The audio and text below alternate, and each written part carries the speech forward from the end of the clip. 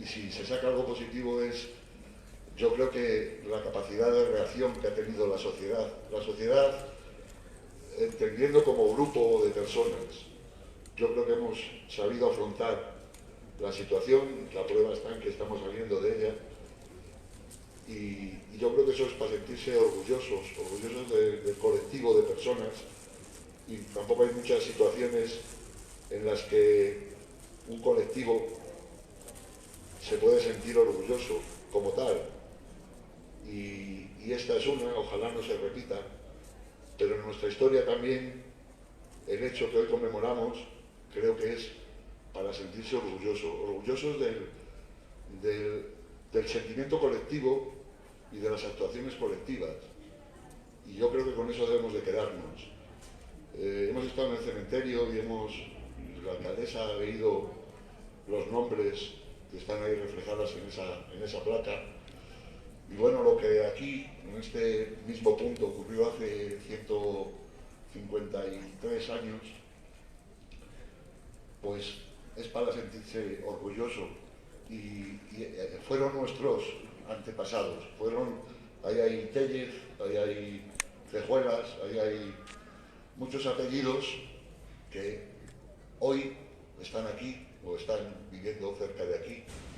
Éramos nosotros mismos, era el Béjar de entonces. Creo que este acto es un acto para sentirse orgulloso del colectivo de personas y el colectivo de sociedad bejarana. Y bueno, para dar notoriedad y para dar empaque a este acto, en este año contamos con la presencia de una persona que todos conocéis. He de decir que el de hoy es un encuentro largamente esperado. Llevamos años, mucho tiempo esperando poder contar con nuestro invitado de hoy, porque creemos que merece la pena.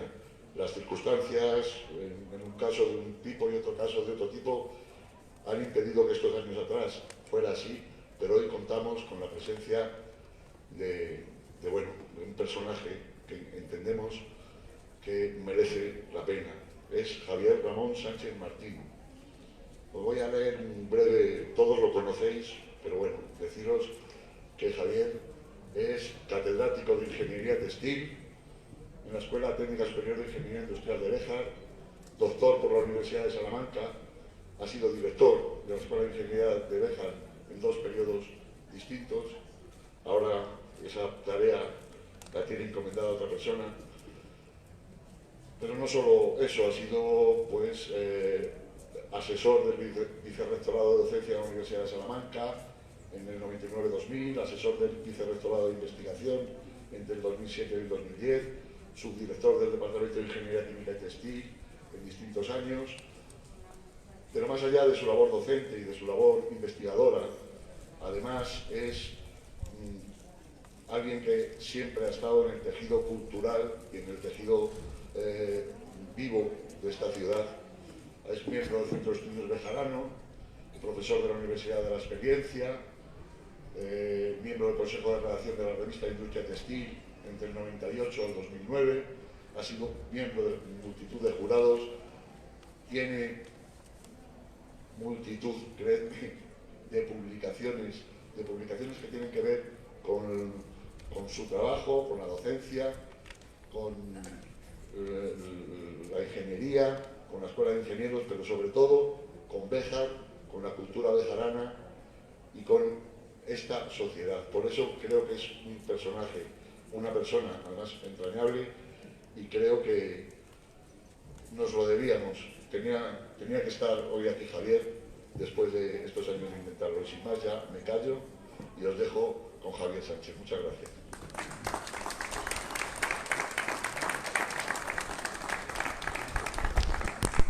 Yo esto me lo quito, ¿no? Esto se puede quitar.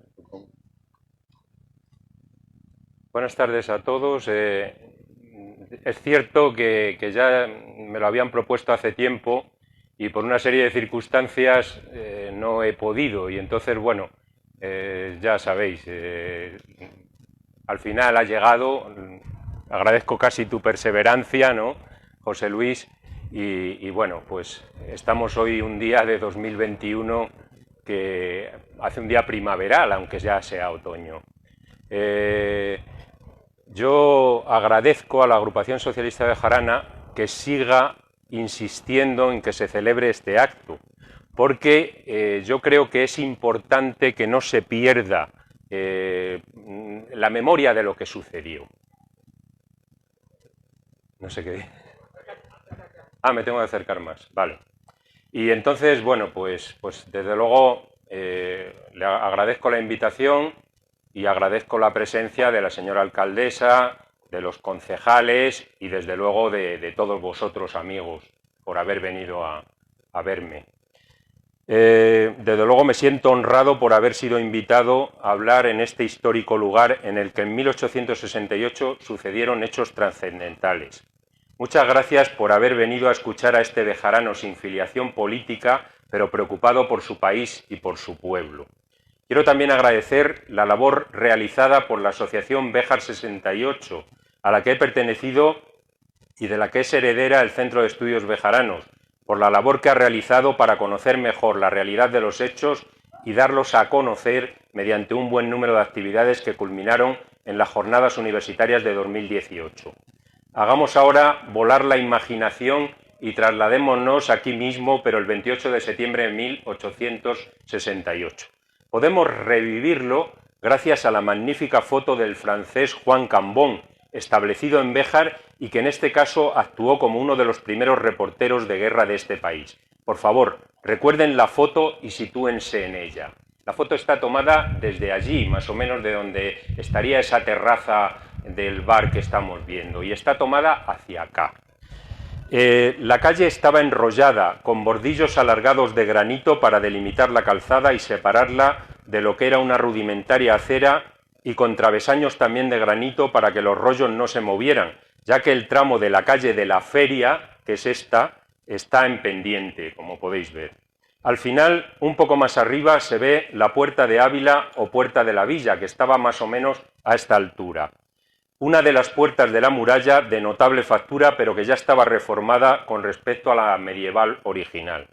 Esta puerta estaba construida con piedras de sillería y rematada por un arco de medio punto. Justo encima tiene el escudo de Béjar y flanqueado por dos figuras que parecen dos niños.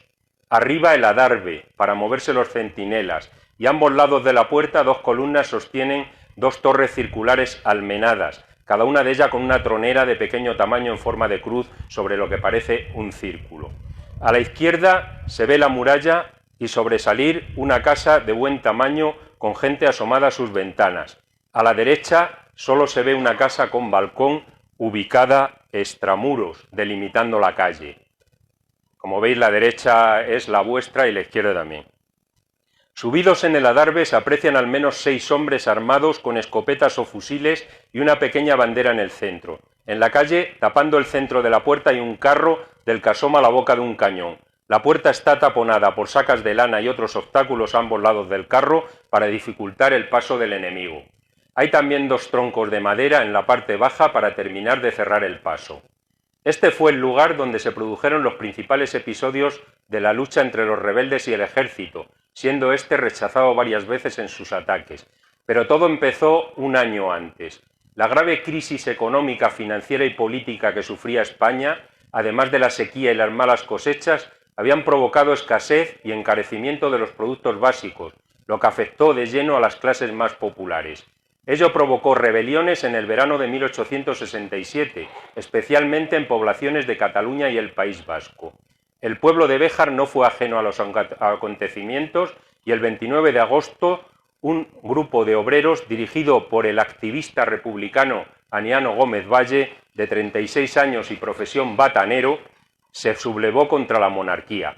También tuvieron un papel destacado Domingo Guijo y Vicente Valle. Aunque no triunfaron, esta insurrección fue sin duda antecedente directo de lo que sucedería un año después, y su recuerdo quedó perenne en el nombre de la calle 29 de agosto, que había sido hasta entonces la calle mayor de la antigua. En Béjar tuvo, además, 3 consecuencias importantes. En primer lugar, sirvió para comprobar que los bejaranos estaban preparados para una rebelión. En segundo, que iban a disponer de pocas armas de fuego, pues el ejército fue casa por casa requisándolas, cogiendo hasta 600. Y en tercer lugar, que el gobierno, desconfiado, destinó a Béjar un batallón del ejército, primero el de la Constitución y después el de cazadores de Llerena. Este último, con protagonismo destacado y violento en los hechos del año siguiente, fue acuartelado en el Palacio Ducal. Para alojarlos, y como el Palacio Ducal no reunía las mínimas condiciones de habitabilidad, el ayuntamiento hubo de gastarse 50.000 duros en su acondicionamiento, lo que dejó prácticamente en la ruina económica al ayuntamiento en un momento en que las cifras de paro en la ciudad eran muy altas. Al año siguiente, en 1868, la situación del país y de Béjar había empeorado si cabe, lo que presagiaba una sacudida violenta que comenzó el 21 de septiembre con el amotinamiento de las fuerzas navales con base en Cádiz contra el gobierno de Isabel II, sirviendo de espoleta a los acontecimientos que desencadenaron la Revolución de Septiembre o la Gloriosa. Los bejaranos nombraron una junta revolucionaria ya el día 22, por lo que estaban preparados en lo posible para lo que sucedió el día 28. No tenemos datos meteorológicos de Béjar, pero sí de Madrid. Ese 28 hizo un día de viento seguido y medianamente impetuoso del suroeste, muy nuboso y húmedo, y con algo de lluvia. Las temperaturas oscilaron entre 18,3 y 6,6 grados. Puede que en Béjar no fuera muy diferente. Por la noche tuvo que hacer frío. La organización la llevó José Fronsky, antiguo coronel del ejército polaco que había recalado en nuestra ciudad en 1866, procedente de Londres y acompañado de su esposa inglesa Lidia. Vino para dirigir la fábrica de tejidos de Rodríguez y Hermano, que luego fue la de Mateo Rodríguez. Contaba con unos 20 paisanos que habían servido en artillería y con jóvenes muy motivados. En total, unos 300 efectivos bastante bien organizados, debido sobre todo al buen hacer de Fronsky, aunque la mayoría con escasa o nula formación militar. Allí estaban también los protagonistas de la intentona de agosto de 1867, Domingo Guijo y Vicente Valle, pero no Aniano Gómez, que estaba preso en Alcoy y que en cuanto lo liberaron se unió a los insurgentes de esa ciudad alicantina. Es importante reseñar que cuando los bejaranos se enfrentaron al ejército el día 28 de septiembre aún no estaba claro lo que iba a pasar en España. De hecho, más allá de Alcoy o Santander, en ningún lugar fue la población civil la que se rebeló. Lo demás es historia, y existe numerosa literatura al respecto, pero lo cierto es que ese día Béjar aguantó varias embestidas de un ejército de 1.500 hombres mandados por el brigadier Francisco Javier Nanetti, quedando numerosos heridos de bala por una parte y por otra. Con todo y con eso, si el ejército se hubiera empleado a fondo, posiblemente hubiera habido numerosos muertos por uno y otro bando, dado el nivel de resistencia que encontraron y que no esperaban. Y los militares sabían que de triunfar la revolución podían tener graves problemas después. Lo peor fueron los lamentables incidentes que se produjeron en el barrio de La Corredera, que llegaba hasta el Puente Viejo, en lo que hoy es la calle de la Libertad. Los atacantes tuvieron que enfrentarse a una guerra casi de guerrillas urbanas, que les obligó a entrar casa por casa, produciendo un buen número de muertos y heridos en la población civil. Una pregunta que nos hacemos es por qué no desalojaron esas casas sus habitantes antes del ataque y se refugiaron dentro de las murallas. Entra dentro de lo probable que quisieran proteger sus propiedades, pero resulta extraño que no supieran a lo que se arriesgaban. En una revolución donde los protagonistas fueron hombres, es precisamente en el proceso judicial abierto después de los sucesos cuando se hacen visibles algunas de las mujeres que fueron testigos de los hechos o incluso participaron en cierto modo en ellos. Son solo 8, entre ellas una llamada paradójicamente Isabel Borbón, que relatan lo que aconteció en sus casas cuando fueron tomadas por los asaltantes. No se dice nada de todas aquellas que ayudaron en los preparativos, en la intendencia y en otras tareas a los combatientes, por lo que sabemos hasta hoy. Puede que incluso algunas combatieran. Pero no podemos reinterpretar la historia con ojos del siglo XXI. Hay que hacerlo dentro del contexto del siglo XIX. El ejército se replegó hasta Sorihuela con la idea de volver al día siguiente, día de San Miguel, patrono de Béjar. Afortunadamente recibieron noticias de la derrota del ejército realista en Alcolea, cerca de Córdoba, y se les ordenó la retirada el 29. Pero el acto heroico ya había sido llevado a cabo por los bejaranos el día anterior, enfrentándose y rechazando a un ejército numeroso y organizado, cuando aún nadie sabía lo que iba a pasar en España y asumiendo grandes riesgos. Si se hubiera producido un nuevo asalto el día de San Miguel, posiblemente hubiera tenido funestas consecuencias para los defensores de Béjar, pero a veces el factor suerte se alía con los valientes. La batalla del Puente de Alcolea dejó huella en el callejero bejarano con la calle Puente Alcolea, que partiendo de Mayor de Pardiñas desemboca en Víctor Gorzo, otra de las calles de la Revolución, pues homenajea al herrero que fabricó los cañones a partir de tubos metálicos, al parecer proporcionados por el fabricante Ezequiel Illán. Otras huellas de la gloriosa en el callejero bejarano la constituyen la calle 28 de septiembre, que conmemora el Día de la Rebelión, pero sobre todo la emblemática calle de la Libertad, llamada antes calle del Puente, y que fue donde se produjeron los actos más viles sobre la población por parte de las tropas atacantes.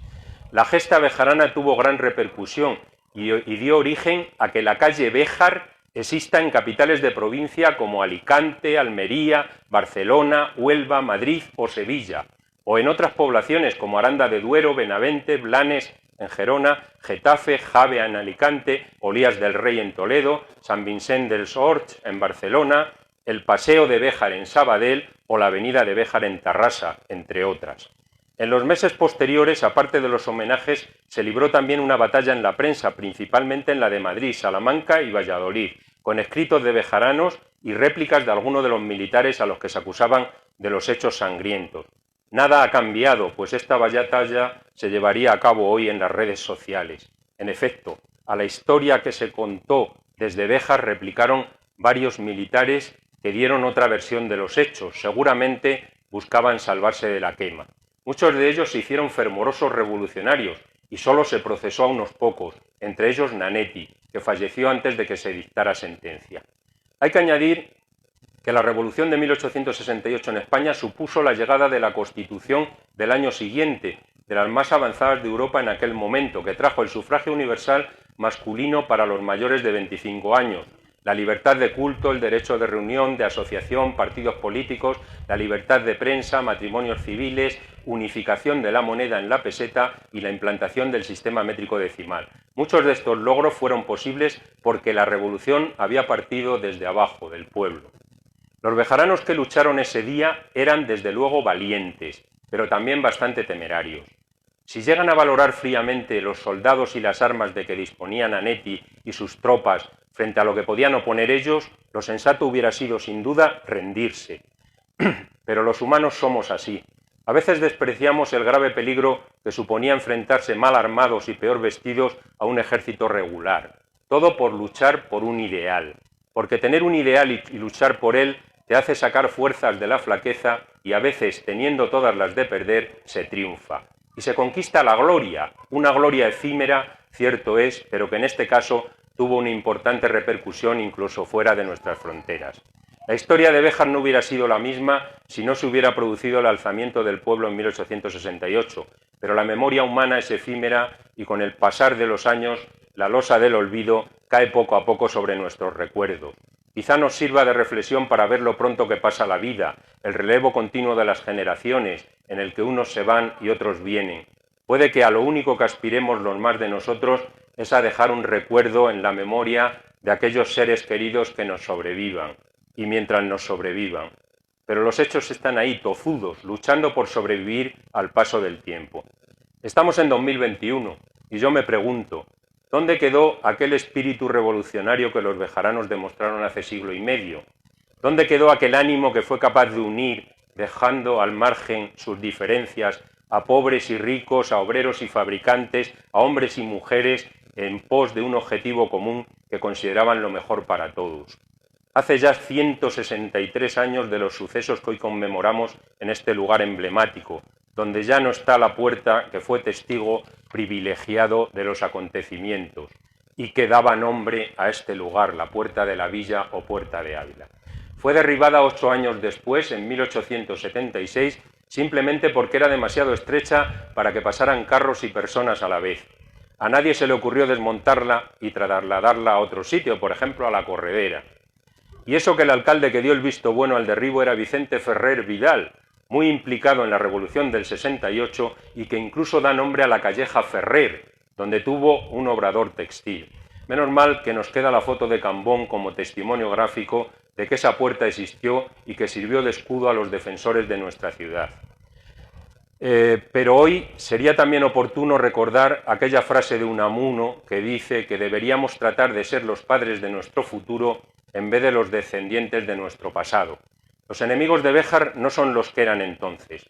Puede que nuestro peor enemigo seamos nosotros mismos, nuestra desidia, nuestras envidias, nuestra poca iniciativa, el ser conscientes de que nadie va a venir a sacarnos las castañas del fuego y sin embargo quedarnos quietos, agazapados, esperando que suceda un improbable milagro. Es verdad que generalizar es injusto y que aquí hay personas que están peleando día a día para que nuestra ciudad, para que nuestra pequeña ciudad salga adelante. Pero se necesita más gente que tire del carro y sobre todo se necesita unión para luchar por el proyecto común, por Béjar, dejando a un lado ideas, discrepancias y rencillas. Los que nos gobiernan deben tratar de desempeñar con acierto su función, pero los demás no debemos limitarnos a ir al remolque. Debemos ser conscientes de que todos somos necesarios, cada uno en la función que pueda desempeñar en este reto. Termino con una frase de Gandhi: tu futuro depende de lo que hagas hoy. Tomemos pues las riendas de nuestro futuro y pongámonos a trabajar por Béjar todos a una. Muchas gracias.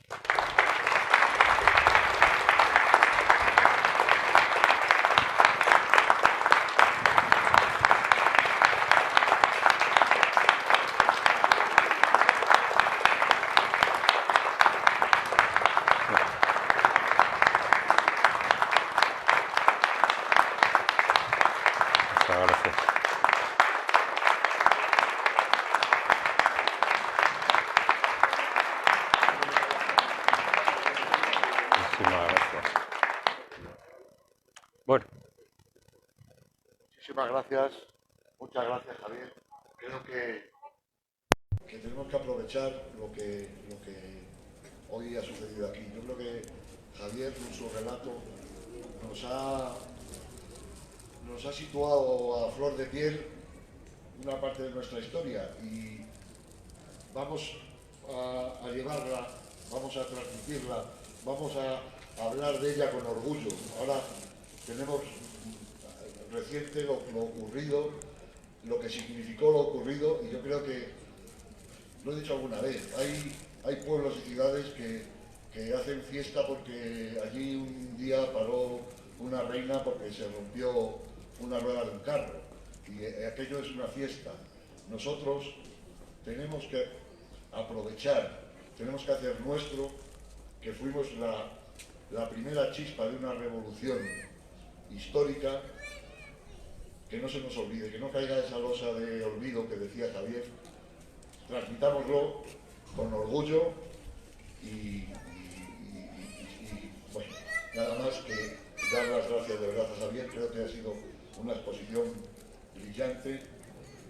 Creo que su llamada a la unidad al final es muy a tener en cuenta, y bueno, esperar que, lo que os digo, que el año que viene estemos aquí otra vez, pero no de año en año.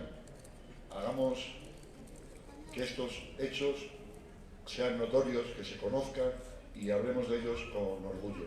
Muchísimas gracias, Javier, y muchísimas gracias a todas y a todos vosotros por estar aquí. Muchas gracias, hasta la próxima.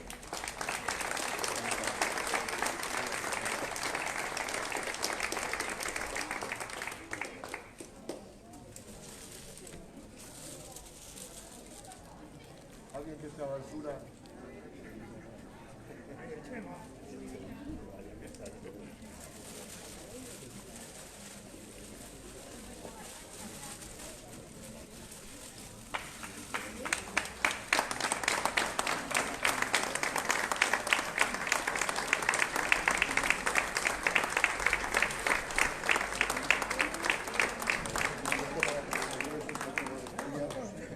No sé si te gustan las plantas. Tenemos uno, si él los cuida muy bien. Sé que es un coñazo dejarte esto así.